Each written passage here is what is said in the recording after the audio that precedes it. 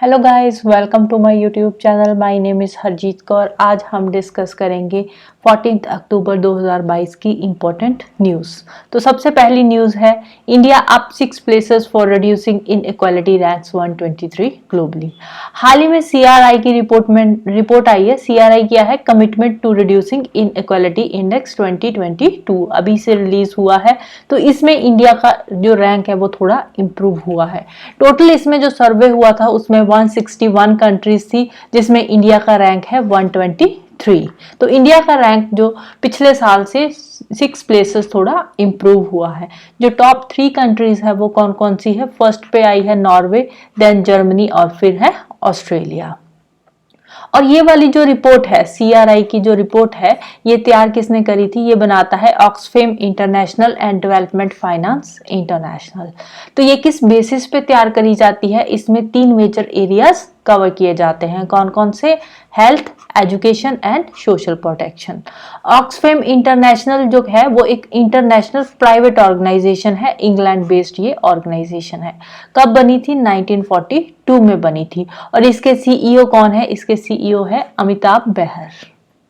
Next news है Mumbai airport से related. Mumbai airport makes 100% switch to green energy. Mumbai airport का नाम क्या है? Chhatrapati Shivaji Maharaj international airport. ये इंडिया का पहला ऐसा एयरपोर्ट है जो कि प्रॉपर ग्रीन एनर्जी पे चलता है सिंस अप्रैल 2022।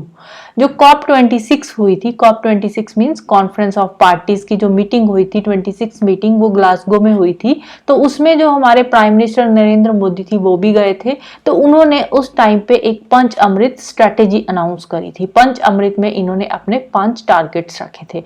कौन कौन से टारगेट्स थे? फर्स्ट टारगेट था, India will increase its non fossil fuel energy capacity to 500 gigawatt by 2030। कि हम अपनी नॉन फॉसिल फ्यूल एनर्जी की कैपेसिटी 500 गीगावाट तक इंक्रीज कर लेंगे 2030 तक। सेकेंड टारगेट क्या रखा था? सेकेंड टारगेट रखा था कि हम जो अपनी 50% एनर्जी की रिक्वायरमेंट है वो रीन्यूएबल रिसोर्सेज से पूरी करेंगे बाय 2030। जितना भी जो कार्बन एमिशन है इंडिया में अब हो रहा है, इसको हम 1 बिलियन टन तक रिड्यूस करेंगे बाय 2030। फोर्थ टारगेट क्या था? जो कार्बन इंटेंसिटी है, कार्बन इंटेंसिटी हमारी इकोनॉमी की है, उसको हम 45% तक कम करेंगे बाय 2030। और हम इंडिया का जो टारगेट है नेट जीरो एमिशन का, वो हम पूरा करेंगे 2070 तक। ये हमारा लास्ट टारगेट था। तो ये 5 टारगेट्स हमने अनाउंस करे थे COP26 में। फिर नेक्स्ट न्यूज है related to pilot whales. Pilot whales यहाँ पे पिक्चर में भी शो करी हुई है। तो जो न्यूजीलैंड है, न्यूजीलैंड के छथम आइलैंड पे लगभग 500 पायलट व्हेल्स की डेथ हो चुकी है। 500 पायलट व्हेल्स मर चुकी है इन 2 सेपरेट मास स्ट्रैंडिंग्स। मास स्ट्रैंडिंग्स क्या होता है? सबसे पहले हम देखते हैं स्ट्रैंडिंग क्या होता है। स्ट्रैंडिंग पता चलेगा तभी पता चलेगा ना मास स्ट्रैंडिंग क्या है। स्ट्रैंडिंग क्या है? जब बहुत सारे मरीन एनिमल्स मर जाते हैं लाइक व्हेल्स, डॉल्फिन्स, तो होता क्या है, सी वेव्स के थ्रू वो जो समंदर के किनारे पे आ जाते हैं। वॉश अशोर का मतलब क्या है? सी वेव्स के थ्रू वो किनारे पे आ जाते हैं। तो ये वाला जो फिनोमेना है इसको बोलते हैं बीचिंग और स्ट्रैंडिंग। जब बहुत सारे एनिमल्स इकट्ठे ही मर के वो बीच पे आ जाते, बीच पे नहीं बोलेंगे, जो सी शोर है वहां पे आ जाते हैं, तो उसको बोलते हैं मास स्ट्रैंडिंग।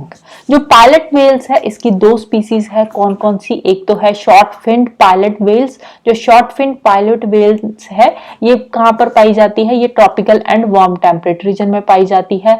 दूसरी इसकी जो स्पीसीज है वो है लॉन्ग फिन्ड पायलट व्हेल्स। जो लॉन्ग फिन्ड पायलट व्हेल्स है ये कोल्डर वाटर्स में होती है। नेक्स्ट न्यूज है related to Kadavur slender loris sanctuary. जो कादावूर्स लैंडर लॉरिस सैंक्चुरी है इसका एरिया है लगभग 11,806 हेक्टेयर का, और ये करूर एंड डिंडीगुल डिस्ट्रिक्ट्स में फैली हुई है, तमिलनाडु में है ये दोनों डिस्ट्रिक्ट्स। जो स्लैंडर लॉरिस है, यहाँ पे इसकी पिक्चर भी दे रखी है स्लैंडर लॉरिस की। जो स्लैंडर लॉरिस है ये जीनस लॉरिस में आती है, श्रीलंका और सदर्न इंडिया की ये नेटिव स्पीसीज है। और ये वाली जो स्पीसीज है ये अपनी ज्यादातर जो लाइफ है वो ट्रीज पे ही स्पेंड करती है, और जो ट्रीज की ब्रांचेस होती है उसके ऊपर ये चलते फिरते रहते हैं। और इनकी जो मूवमेंट होती है वो बहुत ही स्लो मूवमेंट होती है। ये नॉक्टर्नल एनिमल्स है। नॉक्टर्नल एनिमल्स का मतलब कि ये रात टाइम एक्टिव होते हैं। बेसिकली ये स्क्रब फॉरेस्ट में होते हैं, semi deciduous forest, swamps, tropical rain forest, इन सब जंगलों में ये पाए जाते हैं। वैसे तो ये इंसेक्टिवोरस होते हैं ये वाले एनिमल्स, बट ये प्लांट्स को भी खा लेते हैं। और ये इंडेंजर्ड एनिमल्स की कैटेगरीज में आते हैं by the IUCN red list. IUCN क्या है? International union for conservation of nature. इनकी रेड लिस्ट में आते हैं। रेड लिस्ट में भी इंडेंजर्ड स्पीसीज में ये आते हैं। और इंडिया की अगर हम बात करें तो इंडिया में जो वाइल्ड लाइफ प्रोटेक्शन एक्ट 1972 है उसके शेड्यूल 1 में ये लिस्टेड है।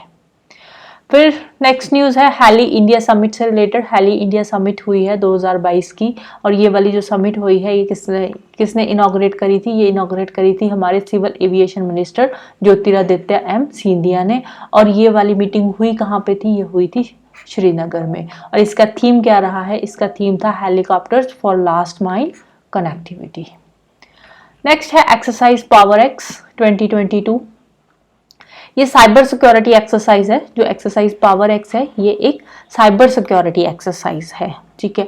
और ये वाली जो एक्सरसाइज है ये ऑर्गेनाइज करी गई थी बाय द CERT। CERT क्या है? Indian computer emergency response team and CSIRT। CSIRT क्या है? Computer security incident response team in power sector. CERT और CSIRT इन दोनों ने मिलकर ये पावर एक्स एक्सरसाइज ऑर्गेनाइज करी थी। और इसका मेन थीम क्या था? इसका थीम था defending cyber induced disruption in IT and OT infrastructure. IT means information technology, OT means operational technology. तो इन दोनों में डिस्ट्रप्शन को रोकने के लिए ये वाली जो एक्सरसाइज है वो करी गई थी। और इस साल की ये वाली जो एक्सरसाइज है इसका मेन ऑब्जेक्टिव क्या था? इसका मेन ऑब्जेक्टिव था to recognise, analyse and respond to cyber incidents in IT and OT system. IT and OT system में जितने भी साइबर इंसिडेंट्स होते हैं उनको रिकॉग्नाइज करना, एनालाइज करना और अकॉर्डिंगली रिस्पॉन्ड करना, ये इसका मेन काम है, राइट। फिर नेक्स्ट आती है WWF रिपोर्ट। WWF क्या है? WWF है world wide fund for nature.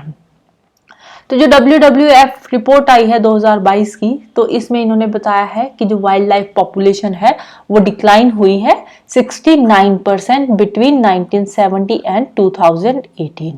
तो ये तकरीबन लगभग जितने भी साल बन रहे हैं 58 ईयर्स के करीब बन रहे हैं। तो 58 नहीं, सॉरी 48 बन रहे हैं। तो इन 48 ईयर्स में जो वाइल्ड लाइफ पॉपुलेशन है ये 69% डिक्लाइन हुई है। तो इसमें से लैटिन अमेरिका और कैरेबियन रीजन में लार्जेस्ट डिक्लाइन देखने को मिला है। 94% तक डिक्लाइन हुई है लैटिन अमेरिका और कैरेबियन रीजन में इनकी पॉपुलेशन। और अफ्रीका में 66% कम हुई है, और एशिया पैसिफिक में 5% इनकी पॉपुलेशन डिक्लाइन हुई है। और अगर हम बात करें फ्रेश वाटर पॉपुलेशन की, तो fresh water population comparatively other species group के 83% ऑन एन एवरेज ये भी डिक्लाइन हुई है। According to IUCN red list, जो साइकेड स्पीसीज है ये मोस्ट थ्रेटन्ड स्पीसीज मानी जाती है आज की डेट में, right. So that's all about today. तो जाने से पहले वीडियो को लाइक कर देना, शेयर कर देना और चैनल को सब्सक्राइब कर लेना। Thank you, bye bye and have a nice day.